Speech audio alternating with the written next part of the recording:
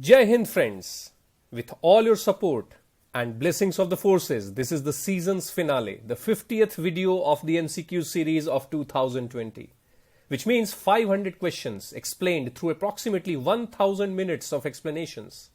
What a great journey this has been for me, and I must thank you all for all your comments, corrections, questions, and indeed the demands that acted as encouragement for me. I know I expect a lot from my students, even to the level of being harsh on them. And that is just a reflection of the expectations this nation has from you, of discipline, of commitment, of consistency, of being motivated day in and day out. But this entire project of 500 questions has taught me so many things, like how to remain on schedule every day, how to manage time for diverse activities, how to remain constantly motivated even without any external reward, how to handle online trawlers also. Yes, I get that too. I guess some people take my scolding to their heart, it seems. Well, let me say it here. I always mean good. It is just my way to put across a point this way and forcefully.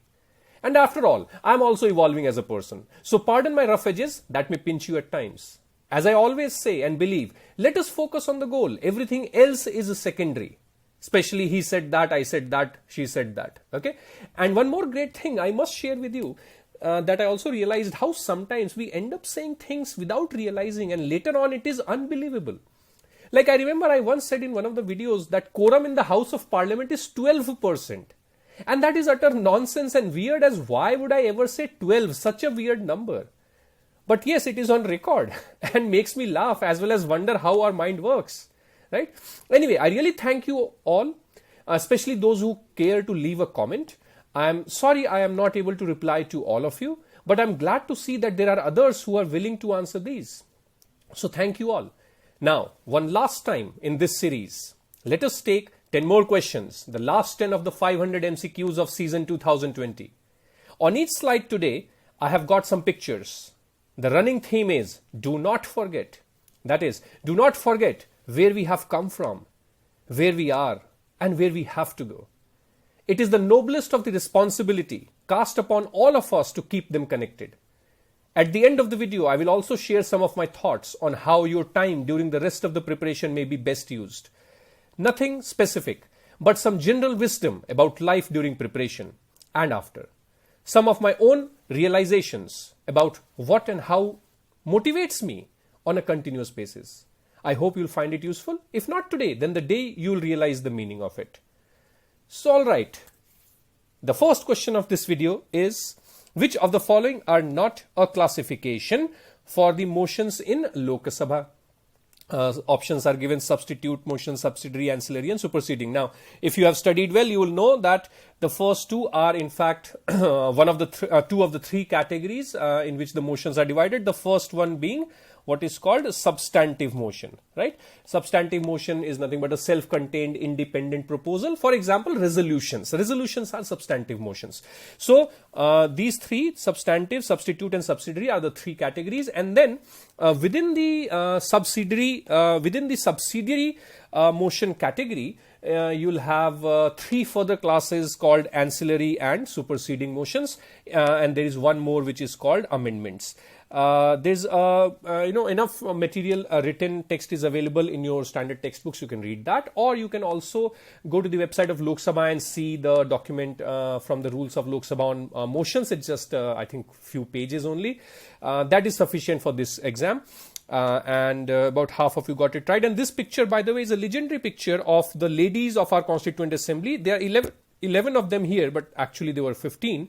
See how many you can recognize. When I saw this first time, I could not recognize more than 4, but 4 I did. While if you asked me at that time, tell me some of the members of the women members of Constituent Assembly, I would have told you about 11 or 12 out of 15. But to put faces, it's not that easy. And just for our better awareness, I'm sure one of them at least you can see right now, right in the middle, Rajkumari Amrit Kaur. Anyway, the next question is, which of the following statement is or are correct regarding rights and duties?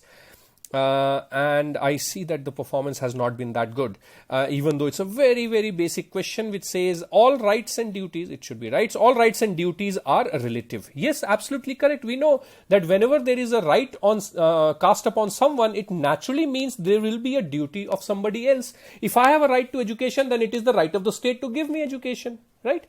So somebody's duty it will be. Then it says that a positive right corresponds to a negative duty and a negative right corresponds to a positive duty. Even if you take some examples, you'll realize that this is wrong. The second statement is wrong. Because see, it's only a positive right that will correspond to a positive duty and a negative right will correspond to a negative duty. If I have a right to education, that between the age of 6 to 14 in our country, I have to get education, then we know that there is a corresponding right on the state and the parents that they must make provisions for this education. See, both are positive. Whereas if you say a negative one, that state that I cannot be discriminated based on my religion or caste, right? So there is a duty on the state that they shall not discriminate me on the basis of religion or caste. So a negative right will have a correlation with the negative duty. Simple as that. I know this is what I say, that this is where our command has to come in. Again and again I say, make this clear. Only when you start seeing things, you'll be more confident. I hope you recognize the gentleman there, the president of the interim, or the interim president of the Constituent Assembly, Dr. Sachidananda Sinha. Read about him. Next question we have is, which of the following statements are not correct regarding parliamentary committees? Okay, ministers are not allowed to be a member of any such committee. No, why this will be there? Of course, the committees which have some role of oversight on the government, such as, the 3 financial committees that you have. You have the estimates committee and the public accounts committee and the committee on public undertakings. When you have these, then obviously a minister cannot be a member there. But other committees may have them as members, such as the Business Advisory Committee, or even, the Joint Parliamentary Committees, the JPCs. Second statement says that the chairperson of half of the DRSCs are appointed by the Speaker of Lok Sabha and other half by the Chairman of Rajya Sabha. Again, common sense will tell you no, both of these statements are wrong. See, the DRSCs, we have 24 of them, out of which 16 are under Lok Sabha and 8 are under Rajya Sabha. So in that ratio only the chairpersons will be appointed by the respective presiding officers. So yeah, the performance, again, see, this is nothing extraordinary that I asked here. It's just basic knowledge of your committees. Anyway, that picture there, by the way, is the transportation of Apple, the ISRO's first indigenous experimental satellite. So a lot of things are said about this picture where a bullock cart has been used. So see, the point is, do not forget from where we have come and where we have landed in 2020. So there is a big journey ahead, while we need to respect that we have moved a long way. By the way, this was not that we did not have trucks or such kind of transportation things. This was actually for a reason, for a scientific reason. It was like that in those days, that we could not have used a metallic truck for testing the antenna.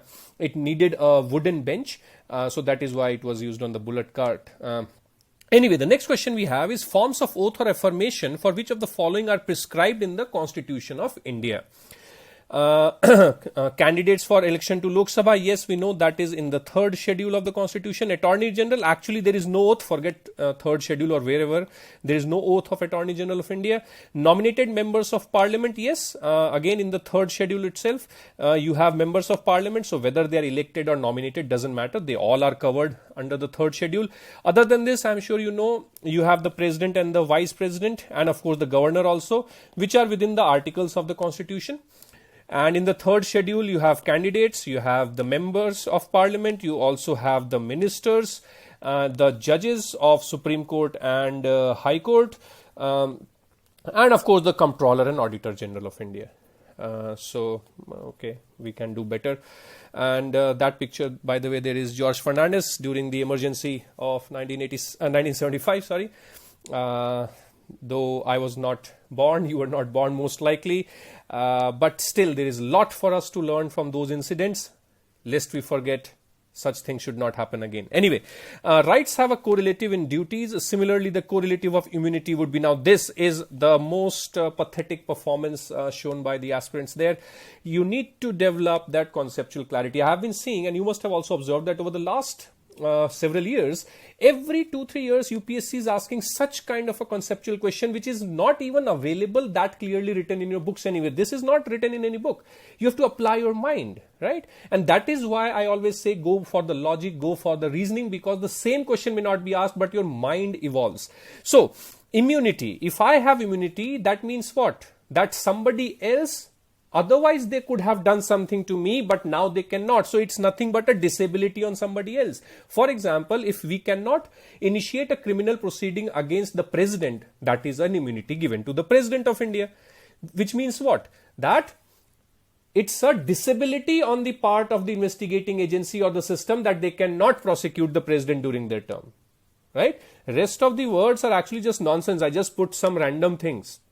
And I really expected a lot more than just 11% to be able to get the answer that it is disability. Apply logic, okay, follow that. And that picture there, the Namak Satyagraha, the salt Satyagraha, how a small purpose also united so many people, and people were willing to walk kilometers for a cause.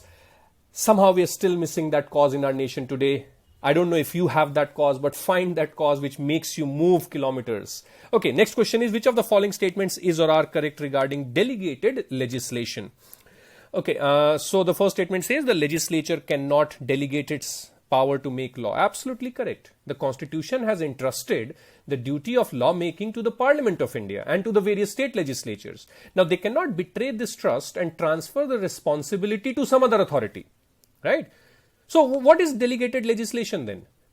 It refers to the power to make rules delegated by the legislature to the executive, and also the rules themselves. So it is the power as well as the output of those powers. Both are referred as delegated legislation.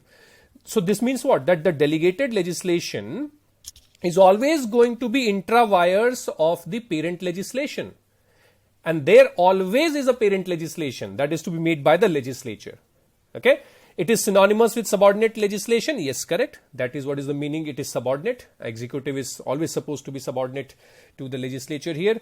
So that's why both of these statements are correct. And that picture is very important to keep reminding you what this country has faced. Such days are not good for the nation. But yes, it has brought several reforms in disguise, or whatever you want to call it. Next question is, okay, the performance was not that great.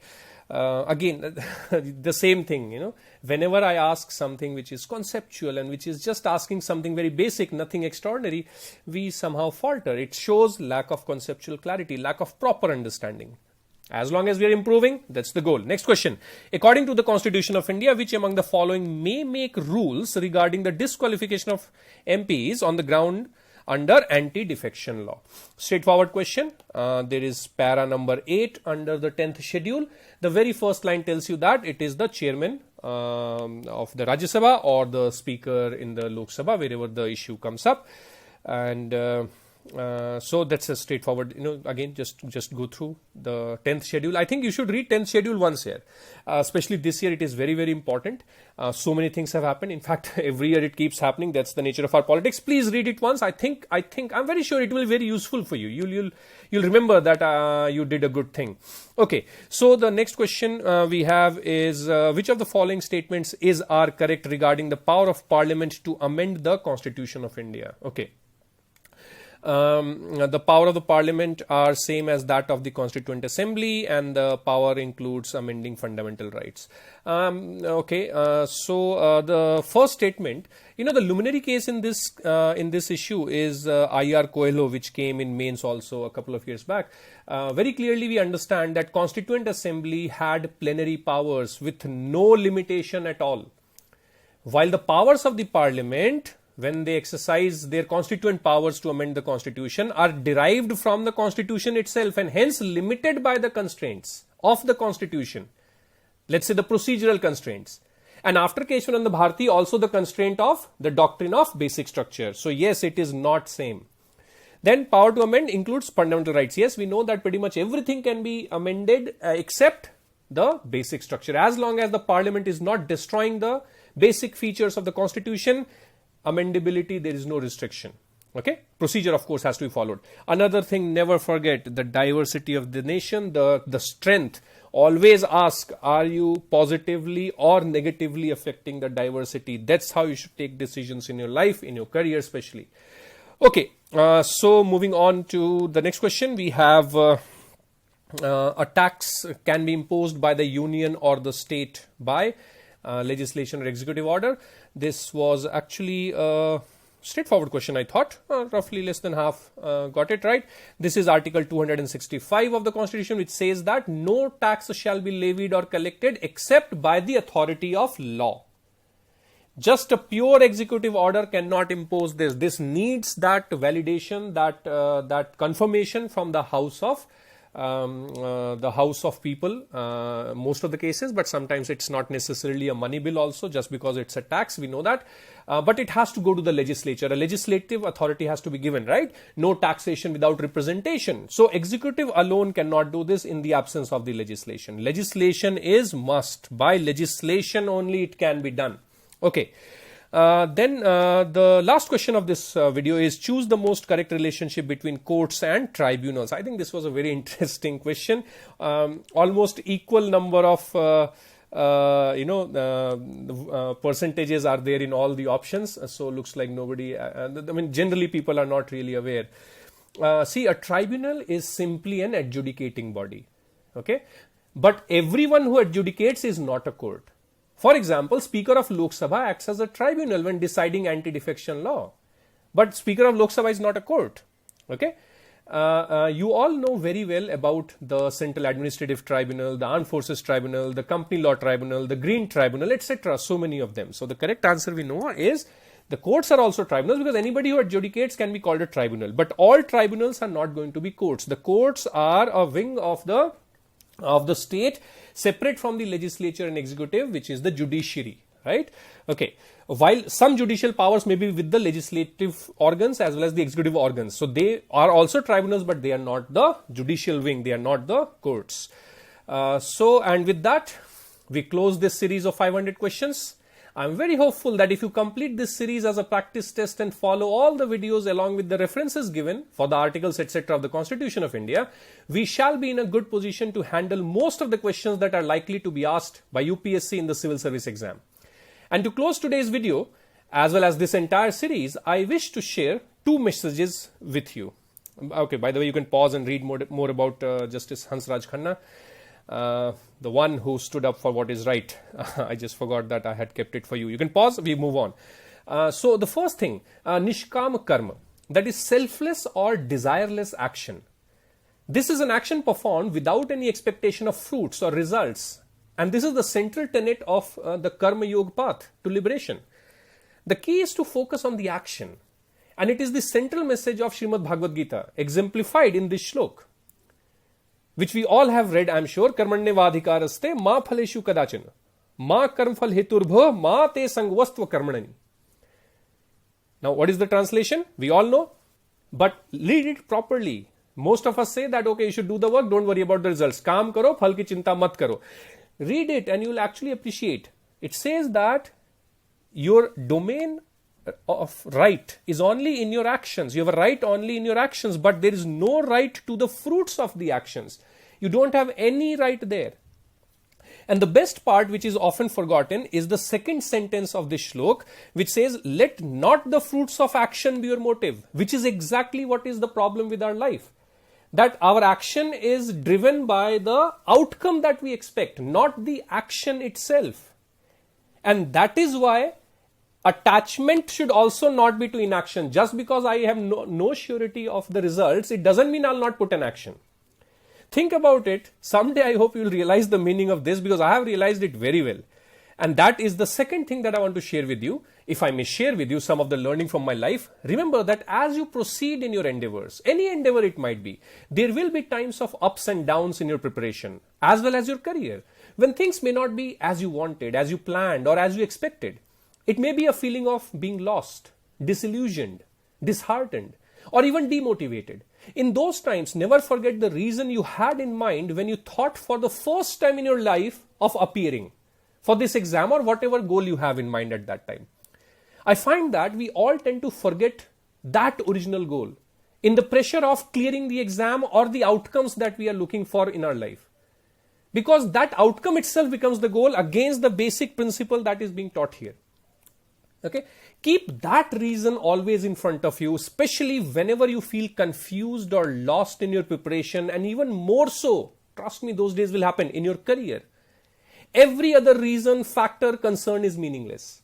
And once you have been reminded of the true reason why you came here, accordingly decide your next steps. Find your way towards that ultimate true motivation that made you start the journey in the first place.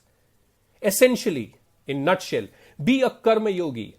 Remember this concept of nishkama karma. And wherever you are, always give more than what is required of you. Push yourself to beat yourself. On that note, I wish you all the best in your journey towards becoming not just a part, but also an active agent and a driver of India's growth story, as well as global governance. Study well, work hard, do your duty. I'll see you someday. Thank you very much.